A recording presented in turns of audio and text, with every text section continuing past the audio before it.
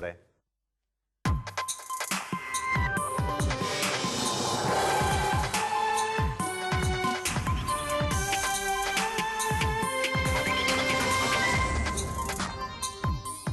scorso giugno a Treviso la scoperta in un appartamento del corpo mummificato di un uomo morto da mesi, vegliato dalla madre 73enne che ha continuato a riscuotere la pensione del figlio. Ora l'anziana è stata denunciata. Grave incidente sul lavoro a Monfumo, padre e figlio cadono da 10 metri mentre stanno potando un albero. Si trovavano su una piattaforma fissata ad un camion che si è ribaltato su un lato. Lite a scuola tra due studenti del centro di formazione professionale di Fonte, 15 anni, colpito con un pugno in faccia, perde i sensi, il ragazzo trasportato all'ospedale di Castelfranco. Crack Veneto Banca, chiuse le indagini, la procura di Treviso ha formulato l'accusa di associazione per delinquere finalizzata alla truffa nei confronti di 6 indagati, tra cui l'ex amministratore delegato Consoli. Accusato di aver provocato un frontale per uccidere se stesso e la fidanzata, duro confronto tra gli avvocati sull'esito della perizia disposta dalla procura per ricostruire l'incidente di Povegliano. Poca possibilità di assumere personale, fondi tagliati e autonomia bloccata. I sindaci del Veneto mettono questi 3 temi fondamentali sul tavolo e mandano a Roma una serie di richieste. L'esperienza di un'azienda di Mosnigo che applica la settimana corta alla finlandese piace ai sindacati ma non convince gli artigiani cauti su una formula fissa. La morte di Enrico Crosato, il 27enne di Quinto, stroncato da una grave malattia, il ricordo dei volontari dell'ENPA con cui il ragazzo collaborava da anni. Era un angelo, dicono. Buonasera e ben ritrovati con le notizie da Treviso e provincia. In primo piano la cronaca con i risvolti giudiziari della vicenda che risale alla scorsa estate, quella di una mamma di 73 anni che aveva vegliato per mesi il figlio cinquantenne disabile deceduto in casa. Dopo le indagini della squadra mobile di Treviso arriva la denuncia nei confronti dell'anziana per truffa ai danni dello Stato. È vero che andava al bar e prendeva 2 brioche, una anche per il figlio? Ma sempre io lo vedevo, io lo incontravo sempre sulle scale, lo aiutavo anche, aveva la borsa, faceva le spese. Una brioche anche per il figlio, che però non poteva mangiarla, visto che era morto da mesi. Probabilmente sono partiti anche da questo particolare gli investigatori della mobile trevigiana per arrivare alla denuncia della mamma di 73 anni che per mesi, fino al 20 maggio scorso, aveva vegliato il figlio morto in questo appartamento in uno dei condomini popolari lungo via Castellana a Treviso. Una storia di degrado familiare e probabilmente anche cognitivo, considerando che il caso è venuto alla luce da una segnalazione alla polizia da parte dei vicini, che proprio non ne potevano più dell'odore nauseabondo che arrivava da quell'abitazione. Io dirivo con mascherina, uscire, entrare, andare fuori, e ho detto che non si può vivere. Abbiamo parlato con tanti, niente, fino a che già è arrivato fino a qua abbiamo deciso di chiamare qualcuno. Dentro gli agenti della volante avevano trovato il corpo mummificato di un cinquantenne reso disabile al momento del parto. Una vita da assistito, sostenuta dai 900 euro della pensione di invalidità e garantita dalla presenza costante della mamma, che ha continuato a vegliarlo anche quando, per cause naturali, l'uomo è deceduto nel suo letto verso la fine di settembre del 2018. Lei ha fatto come nulla fosse, andando anche a ritirargli la pensione. Ed è su questo che gli inquirenti non vedono chiaro, sulla capacità cognitiva della 73enne, che almeno davanti allo sportello postale era perfettamente lucida, presentando volta per volta la delega al ritiro della pensione del figlio da mesi deceduto sul letto di casa. Era pulita, pulitissima, ma molto bene sistemata, usciva fuori. Non lo so. E da qui la denuncia per truffa ai danni dello Stato, occultamento di cadavere e mancata segnalazione del decesso della donna, che nel frattempo è tornata a vivere a Milano, abbandonando l'appartamento che, come si vede, da maggio continua ad avere tutte le imposte aperte con la pioggia che entra dentro e che causa l'odore e il degrado generale. Nessuno è ancora riuscito a svuotare. Ma si rovina muri. E per noi che abitiamo qua è pericoloso. È sporco come prima. Sono venuti a deportare.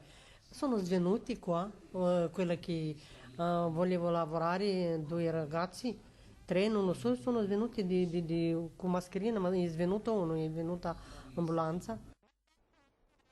Siamo adesso al crack Veneto Banca con la chiusura indagini per quanto riguarda il filone in mano alla procura di Treviso. 6 gli indagati accusati di associazione a delinquere finalizzata alla truffa. Tra loro l'ex amministratore delegato Vincenzo Consoli, ma anche Mosè Faggiani, direttore generale e responsabile commerciale dell'istituto di Montebelluna, e poi Renato Merlo, Stefano Bertolo, Massimo Lembo e Cataldo Piccaretta, tutti coinvolti secondo la procura sulla valutazione delle azioni vendute dal 2012 ad un prezzo superiore del 40% rispetto al congruo, per un danno totale in 4 anni nei confronti dei sottoscrittori di 107 milioni di euro. Nella contestazione della procura anche l'operazione delle baciate, ovvero delle azioni acquistate con i soldi presi a prestito dalla stessa banca.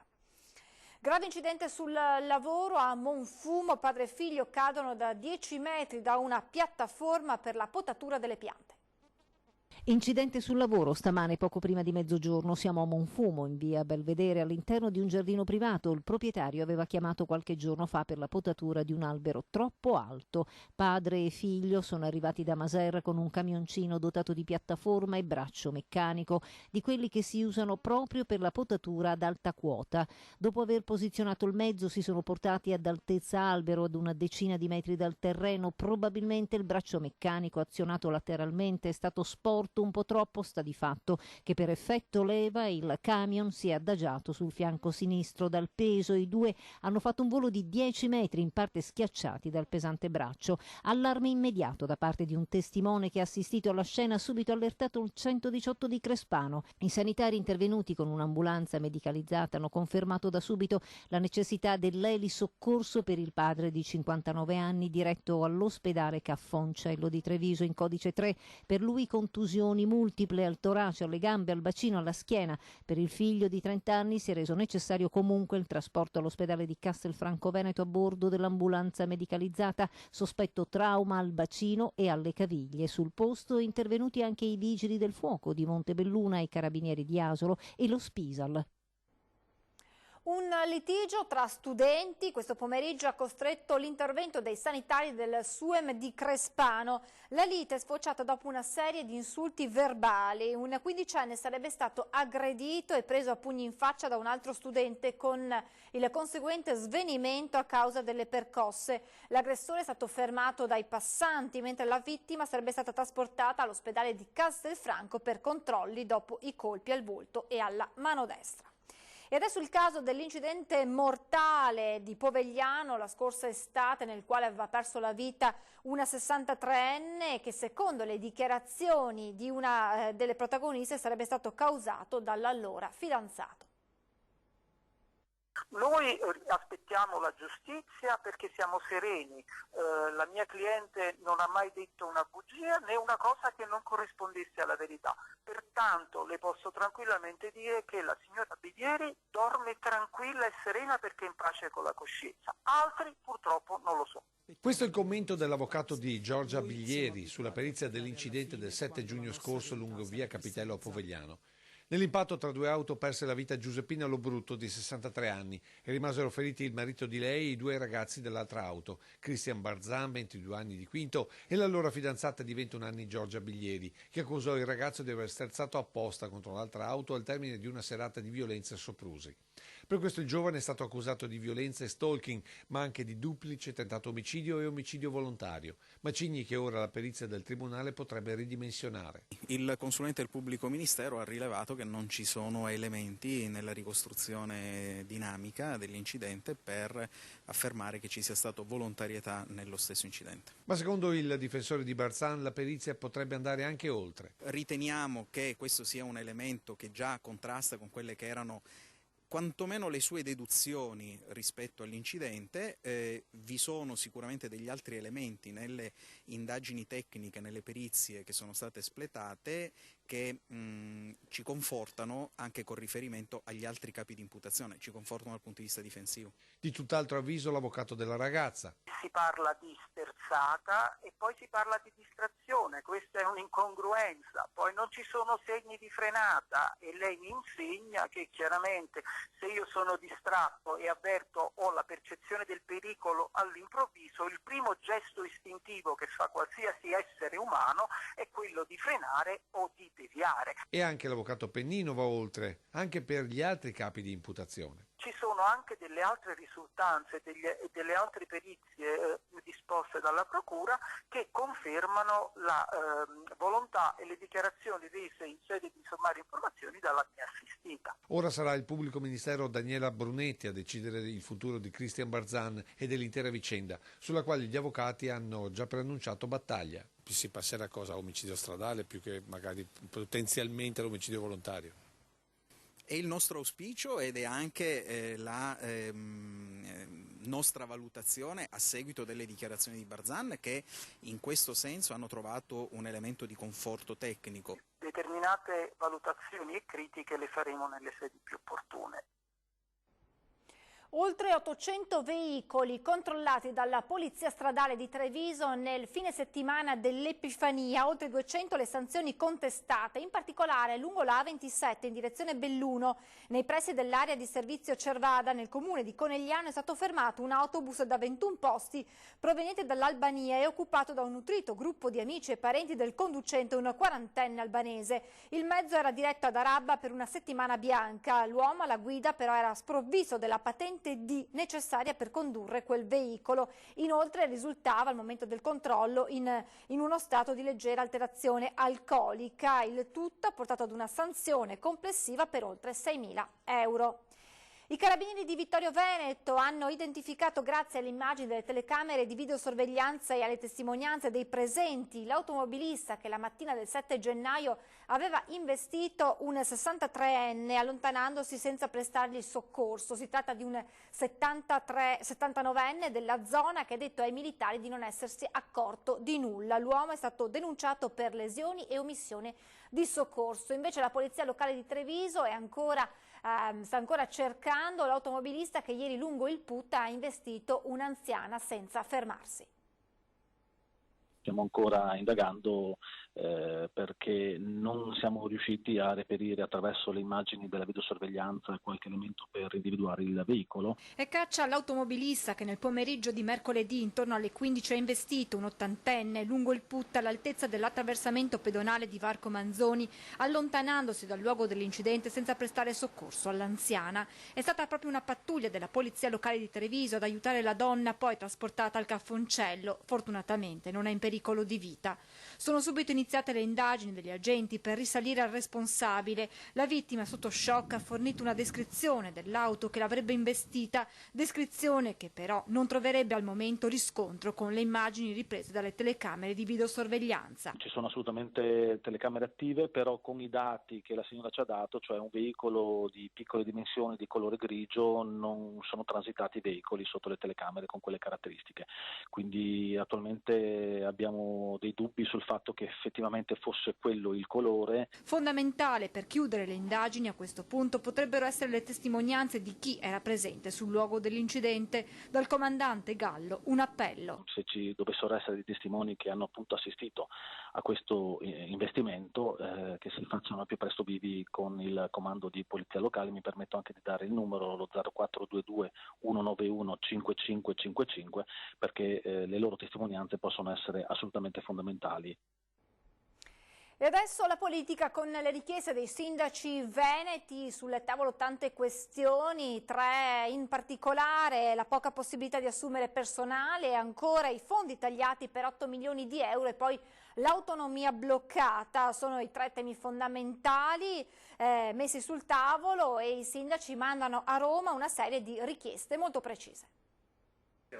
Assunzioni, fondo di solidarietà comunale e autonomia. I sindaci del Veneto battono i pugni sul tavolo e mandano al governo e al Parlamento quello che suona come un ultimatum. Sul piatto c'è subito la richiesta di rivedere i contenuti del recente schema di decreto del Presidente del Consiglio dei Ministri sulle assunzioni, in modo da poter garantire ai cittadini il giusto numero del personale nei comuni. Poi ci sono i famosi 7,8 milioni di euro che non arriveranno ai municipi veneti dal fondo di solidarietà. E naturalmente la madre di tutte le battaglie venete, l'autonomia. Sono questi i contenuti del documento presentato dall'ANCI del Veneto, che verrà sottoposto a tutti i sindaci della regione e che sarà poi inviato a Roma. Questo fondo di solidarietà vede il Veneto penalizzato per 7,8 milioni di euro. Significa che il governo riconosce 7,8 milioni in meno per servizi che sono destinati ai cittadini. È una doccia fredda che è arrivata con la finanziaria, quindi sotto le feste di Natale. Le ricadute sulla quotidianità dei cittadini veneti sono assolutamente immediate. Ecco perché. Questo governo chiede ai comuni di approvare il bilancio preventivo entro il 31 dicembre. Molti dei comuni veneti l'hanno già fatto e quindi i tagli vanno a penalizzare e costringono i sindaci a dover obbligatoriamente fare dei tagli ai servizi primari per i cittadini. I sindaci del Veneto promettono quindi battaglia e chiedono un deciso dietrofront al governo. Un taglio che noi non accetteremo in alcun modo. Abbiamo evidenziato le criticità, abbiamo portato delle soluzioni chiedendo di rivedere i parametri di distribuzione appunto di questo fondo, tornando semplicemente al vecchio sistema. Porteremo 3 proposte costruttive a questo governo, chiederemo di rivedere la distribuzione del fondo di solidarietà, di rivedere i parametri del turnover per le assunzioni dipendenti e poi chiederemo a gran voce di rimettere al centro dell'agenda amministrativa l'autonomia. È il momento di fermarci per una brevissima pausa pubblicitaria, tra poco.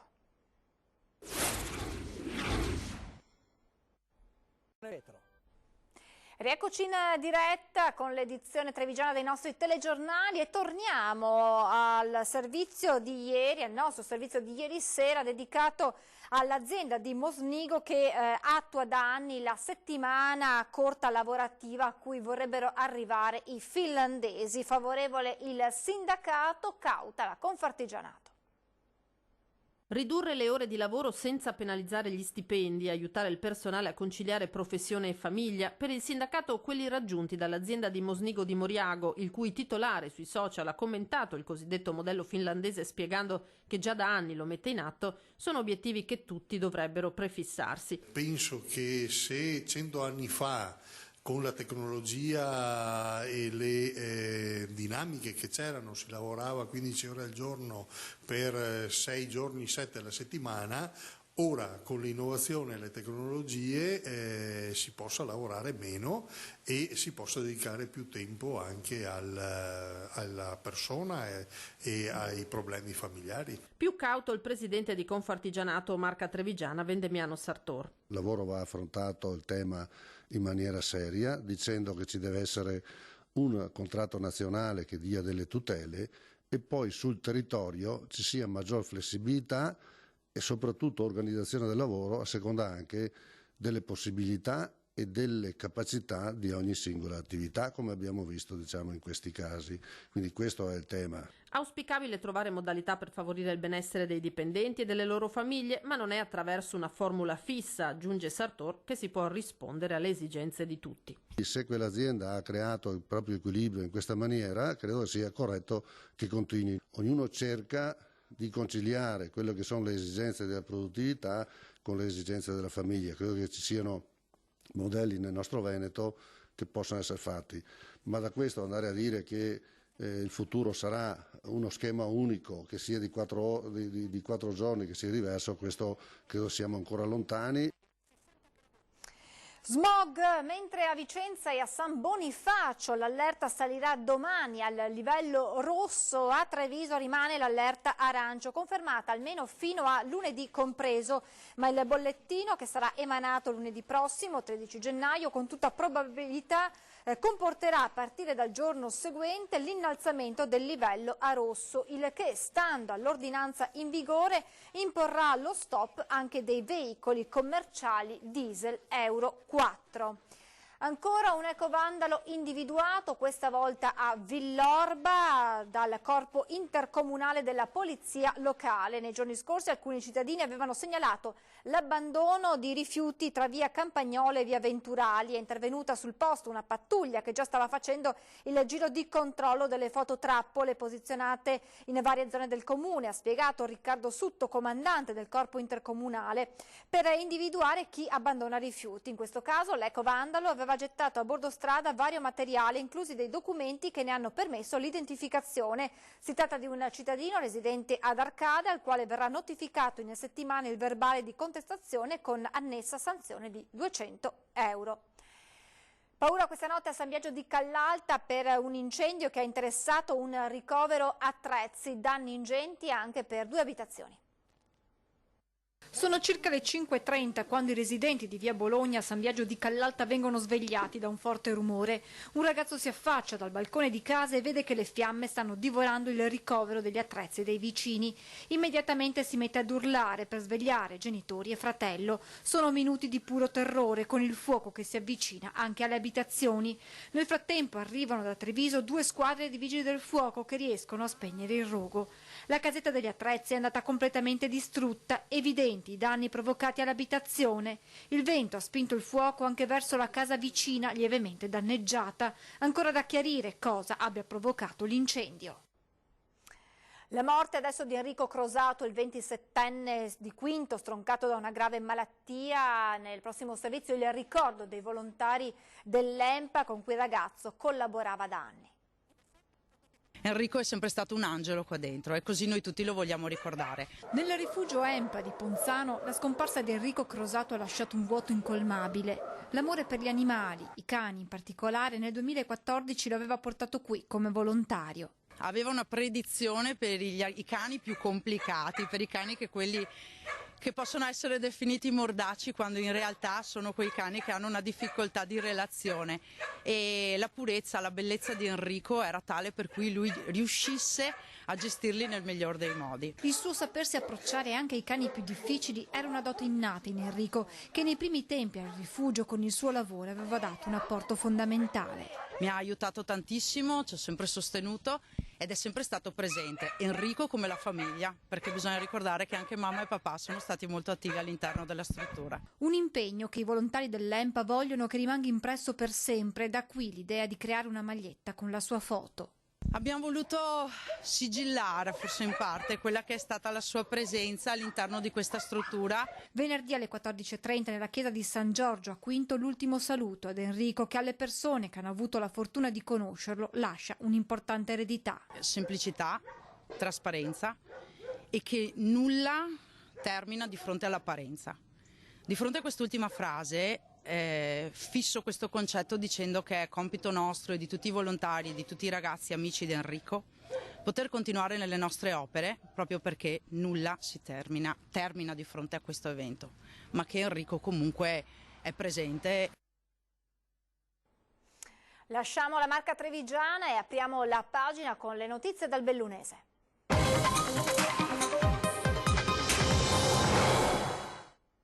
Sarà l'occasione della beatificazione di Papa Luciani a portare tra le montagne bellunesi Papa Francesco. La promessa al presidente della provincia, Padrin, l'ha fatta lo stesso pontefice al termine dell'udienza generale in Vaticano.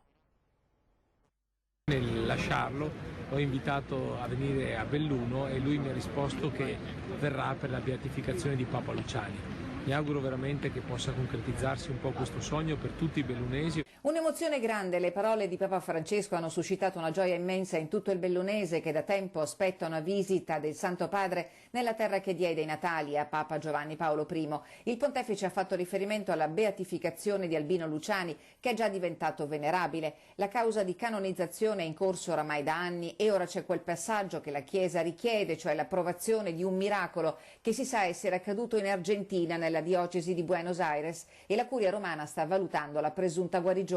L'ultima parola spetterà alla congregazione e poi a Papa Francesco, che mercoledì al termine dell'udienza generale in Vaticano con la sua risposta forse ha annunciato che i tempi sono oramai prossimi. Sarebbe veramente un'occasione unica e straordinaria per incontrare una persona che rappresenta la Chiesa, ma soprattutto rappresenta tutta quella popolazione di bambini, malati, sofferenti che lui anche oggi nell'udienza generale ha ricordato. Loris Serafini, direttore del museo e della casa di Papa Luciani, si dichiara prudente. Attendiamo l'annuncio ufficiale, ci dice al telefono, mentre il pellegrinaggio dei fedeli a Canale d'Agordo continua incessante. La casa natale di Papa Luciani è stata aperta tutti i giorni durante le festività. Ora le visite proseguiranno su prenotazione fino a Pasqua, per poi riprendere con regolarità ogni fine settimana.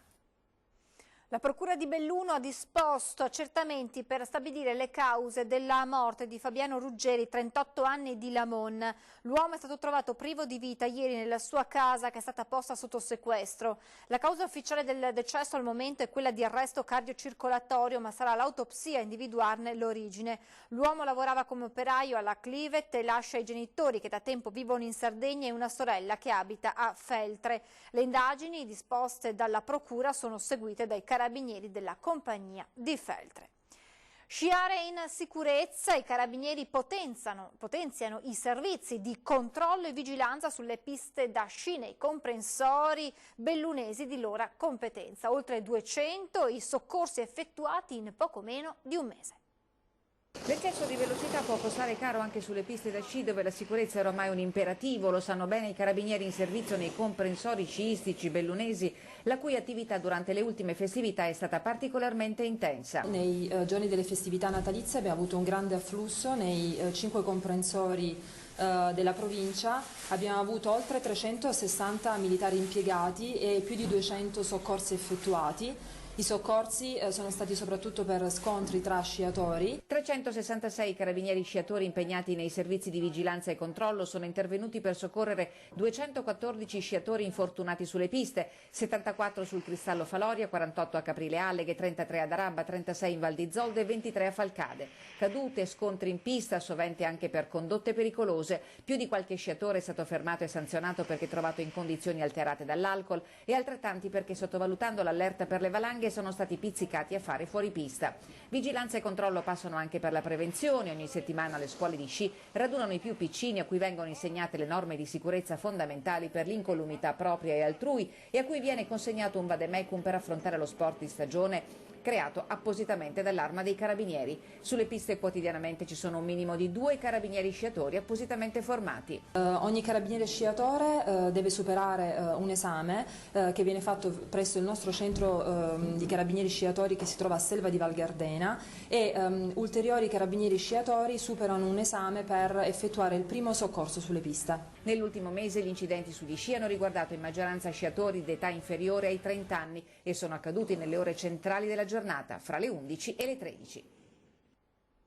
E a proposito di carabinieri di Belluno, nuovi graduati arrivati, i nuovi ufficiali sono stati presentati questa mattina. Sono il tenente Fabio Tantalo, che arriva dalla provincia di Bolzano e dirigerà il nucleo radiomobile, Gerardo Santarsiero, in arrivo dalla tenenza di Oderzo alla sezione operativa, e Giovanni Marti, confermato al nucleo informativo del comando di Belluno. In chiusura vi ricordo l'appuntamento con 20:10, si parlerà di immigrazione ma non solo, insieme ad Antonio Calò, insegnante e cittadino europeo del 2018, e poi a seguire, come ogni giovedì, torna in prima serata alle 21:15 la Zanzega, che ci porta in Val Belluna, tra castelli, panorami dolomitici. I protagonisti visiteranno il centro storico della città di Feltre, quindi Quero, il lago di Arsiè, Forte Leoni. La puntata si chiuderà a Cortina tra panorami unici al mondo sulle Tofane e passeggiando lungo Corso Italia, parlando di mondiali con grandi campioni dello sci azzurro. Con questa notizia è davvero tutto, adesso vi lascio al presepe realizzato dalla signora Iris Bravi di Vidore, poi le previsioni del tempo. Grazie per averci seguito e buona serata.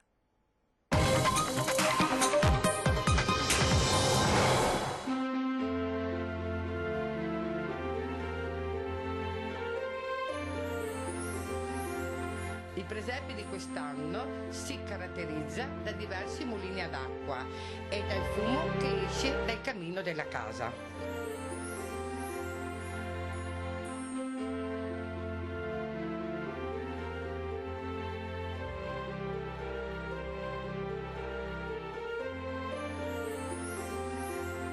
avuto un aiuto speciale da 2 folletti, da mia figlia Valentina, che ha creato il fondale disegnato a mano da lei, e mio marito Adriano, che ha messo le luci nelle case che ho creato io. Ed è così che con un po' di pazienza e tanta passione ho creato questo presepe.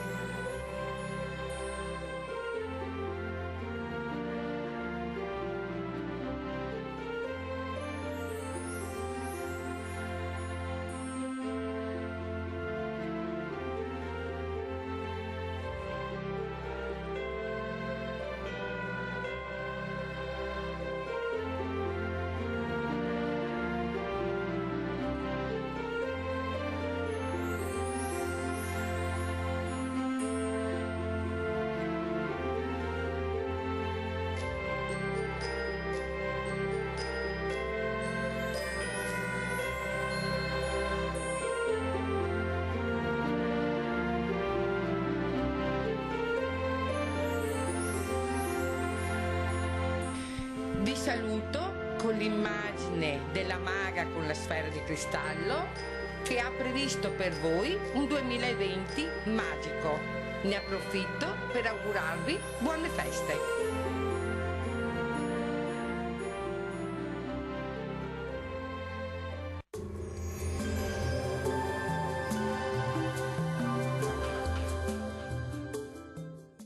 Isola i cassonetti delle tapparelle con Isola Tutto. Il kit fai da te che elimina spifferi e rumori e fa risparmiare. Isola Tutto De Faveri. Benvenuti al Meteo. Non cambia la situazione, l'anticiclone che garantisce bel tempo sul nostro paese ormai da alcune settimane sarà dominante anche nella giornata di venerdì 10 gennaio. La situazione nel dettaglio.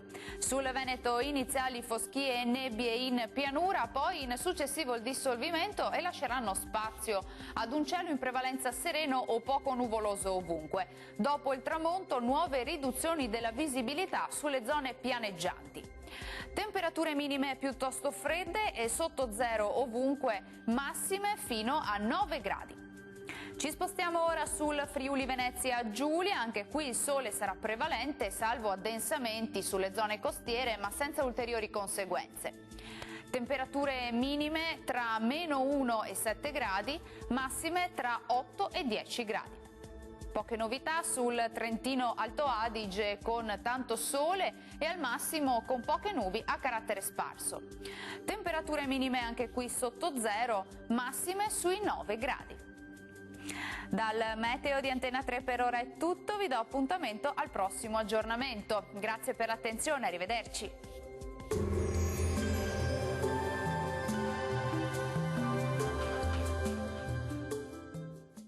Isola i cassonetti delle tapparelle con Isola Tutto. Il kit fai da te che elimina spifferi e rumori e fa risparmiare. Isola Tutto De Faveri.